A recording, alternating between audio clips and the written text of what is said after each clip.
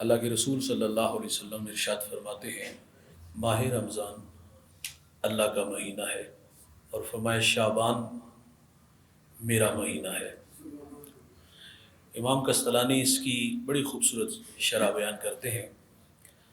آپ فرماتے ہیں کہ شعبان یہ محمد عربی پہ درود پڑھنے کا مہینہ ہے، کیونکہ درود والی آیت ان اللہ و ملائکتہ یصلون علی النبی یا ایھا الذین آمنوا صلوا علیہ وسلم تسلیما، یہ آیہ مبارکہ اسی مہینے میں نازل ہوئی ہے۔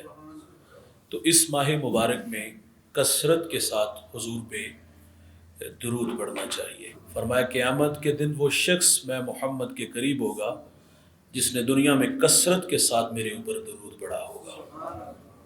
دکھوں نے تم کو جو گھیرا ہے تو درود پڑھو، درود پڑھنے سے حضور کا قرب نصیب ہوگا۔ ایک بزرگ فرماتے ہیں کہ میں محمد بن مجاہد کے پاس بیٹھا ہوا تھا، یہ اللہ کے بہت بڑے ولی تھے۔ تو میں نے کیا دیکھا کہ شبلی دیوانہ آپ کی خدمت میں حاضر ہوا اور آپ نے اٹھ کے استقبال کیا، معانقہ کیا، اس کی پیشانی سے دونوں آنکھوں کے درمیان سے بوسہ لیا، مجلس میں بیٹھا چلا گیا۔ جب وہ چلا گیا تو میں نے بعد میں سوال کیا کہ اس دیوانے کو اتنا پروٹوکول، کوئی خاص وجہ؟ تو ابن مجاہد فرماتے ہیں کہ کل شب میں سویا اور خواب میں حضور کی زیارت نصیب ہوئی۔ حضور کی مجلس نور میں بھی بیٹھا ہوا تھا، تو میں نے دیکھا کہ یہ شبلی دیوانہ حضور کی خدمت میں حاضر ہوا، تو میرے نبی نے اٹھ کے استقبال کیا، گلے سے لگایا اور پیشانی سے بوسہ لیا، حضور کی خدمت میں بیٹھا اور مجلس برخاست ہوئی، یہ چلے گئے سب۔ تو میں نے حضور سے عرض کیا کہ حضور اس دیوانے کو اتنی عزت افزائی، تو حضور فرماتے اس کی ایک ادا میں محمد کو بڑی پسند ہے۔ فرمایا کہ یہ نماز پڑھتا ہے اور نماز کے بعد یہ قرآن کی وہ آیت ہے نا کہ لَقَدْ جَاءَكُمْ رَسُولٌ مِّنْ أَنفُسِكُمْ عَزِيزٌ عَلَيْهِ مَا عَنِتُّمْ حَرِيصٌ عَلَيْكُمْ بِالْمُؤْمِنِينَ رَءُوفٌ رَحِيمٌ۔ حضور فرماتے یہ ایک مرتبہ آیہ مبارکہ پڑھتا ہے اور پھر 3 مرتبہ صلی اللہ علیہ یا محمد، میں محمد پہ درود پڑھتا ہے۔ تو فرمایا یہ دیوانہ مجھے اس لیے زیادہ پیارا لگتا ہے، درود پڑھنے سے میرے بھائی حضور کا قرب نصیب ہوگا۔ شیخ جزولی ایک بڑا نام ہے جنہوں نے دلائل الخیرات امت کو درود پہ تحفہ دیا۔ لکھنے کا سبب بیان کرتے کہتے میں سفر میں تھا تو شہر فاس کے قریب سے گزرا، نماز ظہر کا وقت تنگ تھا، کنواں نظر آیا لیکن پانی نکالنے کے لیے ڈور رسی نہیں تھی۔ قریب ایک 8-9 سالہ بچی بکریاں چرا رہی تھی۔ فرماتے میں نے اس سے کہا بیٹا اپنے گاؤں سے ہمیں ڈور رسی لا دو۔ ڈور رسی نہیں لینے گئی، حضرت سے مخاطب ہوئی، حضرت کا نام بھی پوچھ لیا، نام بہت بڑا تھا۔ جب شیخ نے اپنا نام بتایا تو پھٹی نگاہوں سے دیکھ کے کہتی ہے حضرت ناراض نہیں ہونا، میں نے آپ کے تقوی و عبادت کے تذکرے اپنے بڑوں سے سنے ہیں، لیکن بڑے افسوس کی کہانی کہ آپ سے ایک چھوٹا سا کام بھی نہیں ہوا۔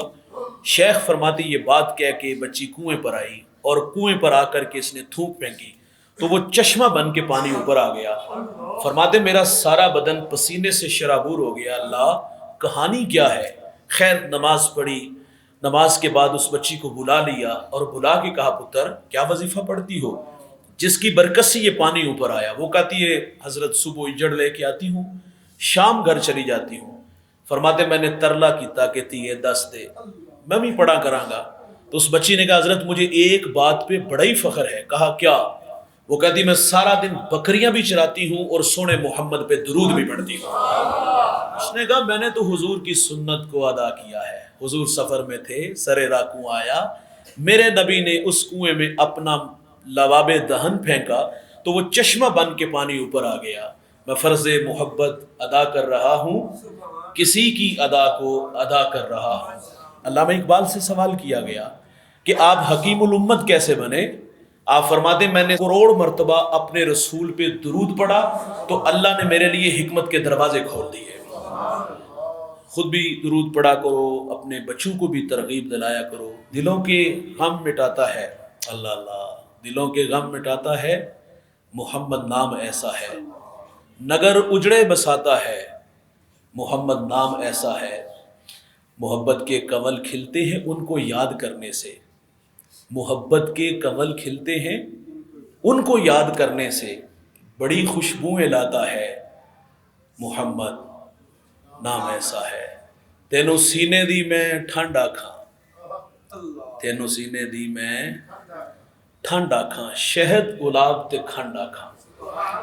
تو حضور کا تذکرہ دل نواز خود بھی اور اپنے بچوں کو بھی یہ تسبیح دے کے ضرور بٹھایا کریں۔